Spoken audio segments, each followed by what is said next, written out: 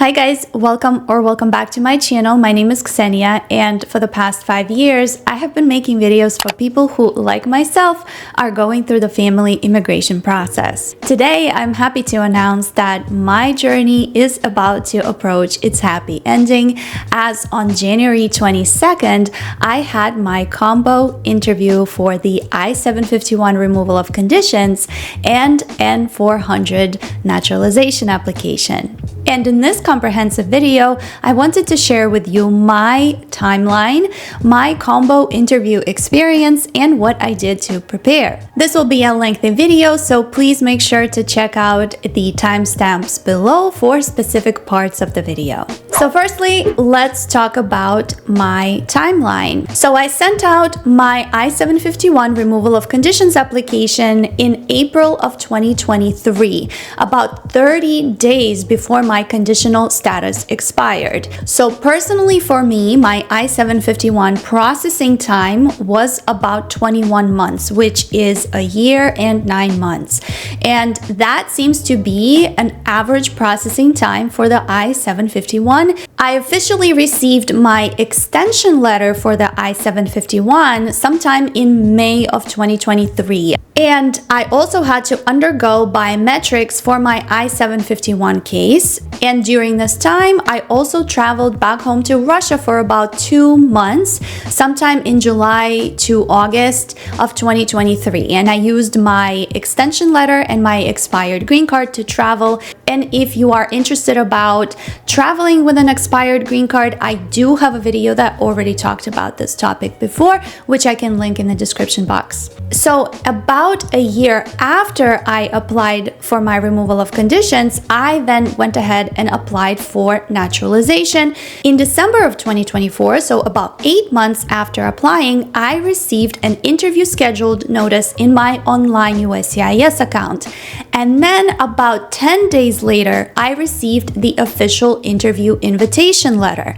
The online system did not show the interview invitation letter.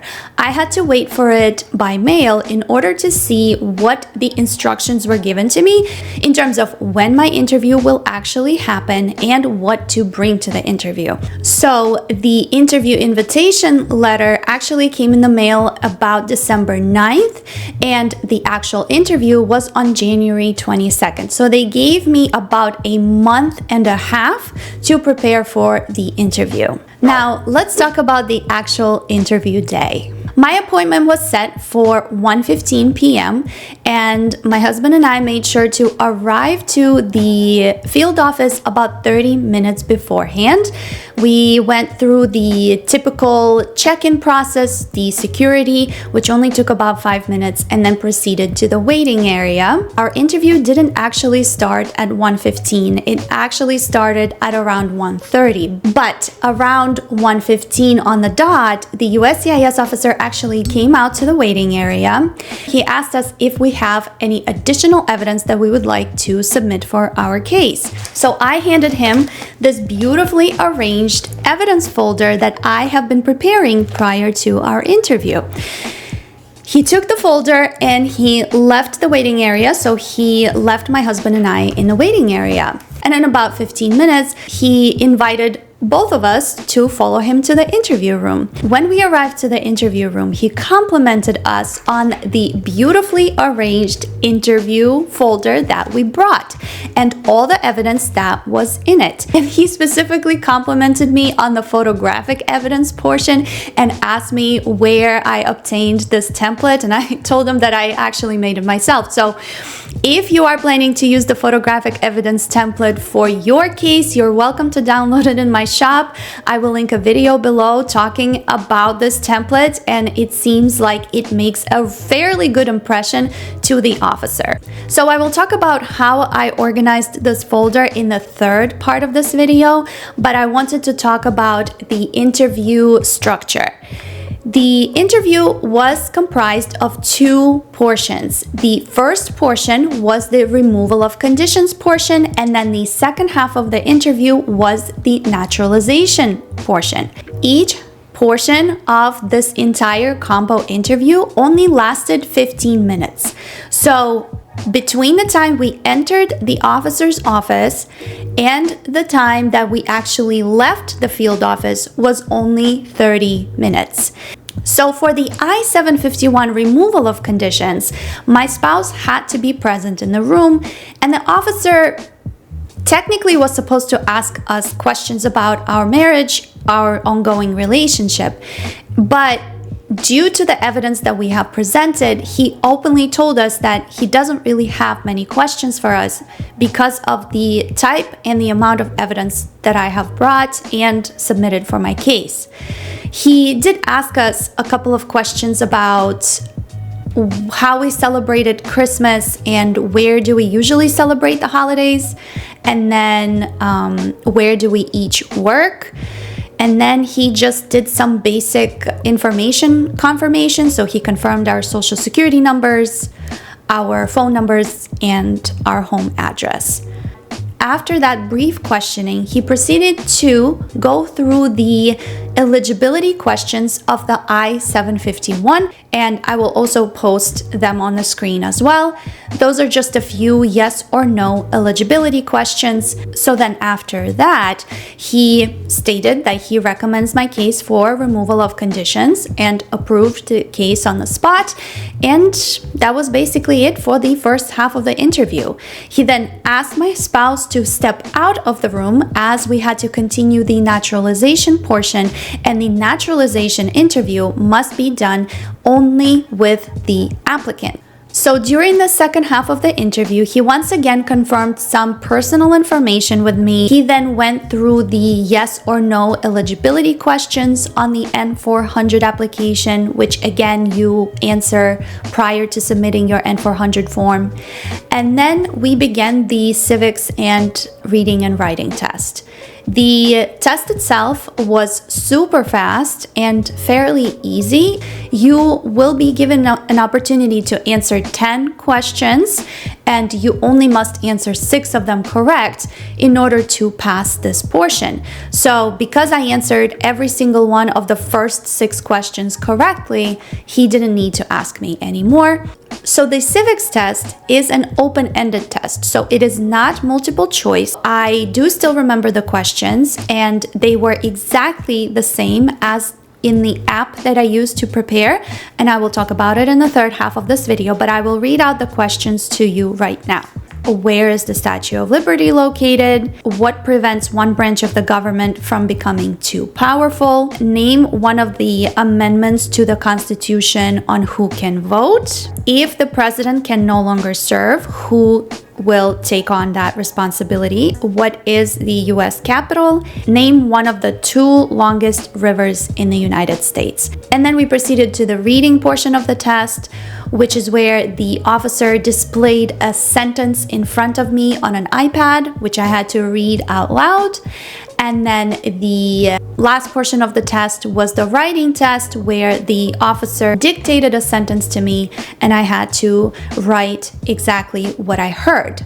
After the reading and writing test, we talked about my name change since I'm planning to change my name. So he went through the name change with me one more time. After that, he basically recommended my case for approval and gave me a piece of paper that I will show on the screen that basically gives you the results of your interview, where it says that I was able to pass my test and that the next step is to schedule an oath ceremony that I'm recommended for approval for citizenship. And finally, I also asked the officer about unsolicited evidence, because that is one thing that personally interested me, whether they do check unsolicited evidence in the online account or not.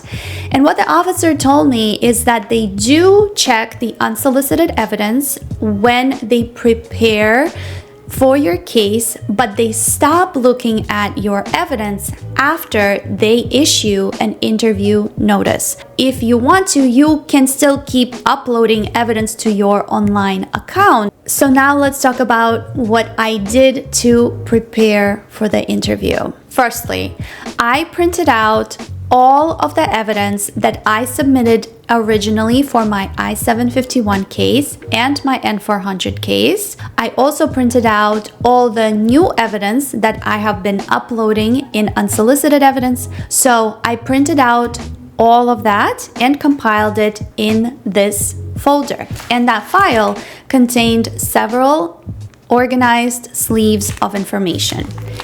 So the first file contained the interview cover letter, where I listed out exactly what type of evidence we are bringing to the interview, as well as original of the actual interview invitation letter. I will post a sample on the screen right now so you can pause it for yourself and see exactly what your combo interview invitation letter would look like, and it lists out exactly what you need to bring.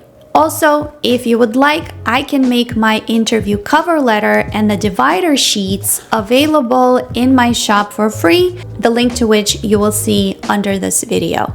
So you can download it and use it for your own case in preparation for your combo interview. The second file contained all of the identification documents. I listed out exactly what kind of identity documents are in here. So I included my birth certificate as well as a copy of it and a translation. I included all of my passports and also copies of those passports. I included my husband's birth certificate and passport as well as copies of those. I included our marriage certificate and a copy of that too. And then I included my green card, my work authorization, and also our social security cards. And I made copies of all of these identity documents, and they were all contained in here just in case. So the officer gave us back the file with obviously all the original documents, and then he kept the copies. The next set of files contained the actual bona fide marital proof. So here was a cover sheet that talked about what is contained in here, and I used a large binder clip because I felt like it would be more helpful to separate, for example, the tax return information and the bank account statements and the mortgage statements and the leases and everything of financial nature that is listed on this cover sheet into a separate sleeve so that the officer could easily locate this evidence. If you do not like to use these kinds of sleeves, if your evidence does not fit, you can instead use a large binder clip to separate all your evidence, or you could use sticky tabs at the bottom as well. Whatever works for you personally. And then the very last portion was any kind of additional evidence, that is photographic evidence and the tickets of trips and events that my spouse and I have attended. So I used the template, as you can see. So that was basically it. All of these files I put together. And finally, let's talk about what sources I used to prepare for my naturalization test. I only used two sources. One was a phone application, which was a practice US citizenship test, and I will link that app in the description box of this video. I'll post it on the screen. And like I said earlier, the questions that I got during my citizenship test were exactly the same word for word as in that application. And I also watched a YouTube channel by USCitizenshiptest.org where they provided samples of not only citizenship test questions, but also samples of reading and writing sentences. Practicing for the citizenship test was a great bonding experience for my spouse and I, as we both got to discuss the questions and learn the answers together. My final words of advice are: bring lots of evidence. Don't worry, answer the questions honestly and to your best ability. If you don't know the answer, you can always tell the officer that you don't know. And that applies to both the general questions that they would ask you in the interview, and also the test questions for the naturalization part. You have already probably done this process at least once, so you can definitely do this again. So I hope that you found this video useful. Thank you so much for sticking with me for the past 5 years on YouTube as part of this community. Good luck in your personal case. Subscribe to my channel if you haven't already. And I hope to see you guys in my next video. Bye!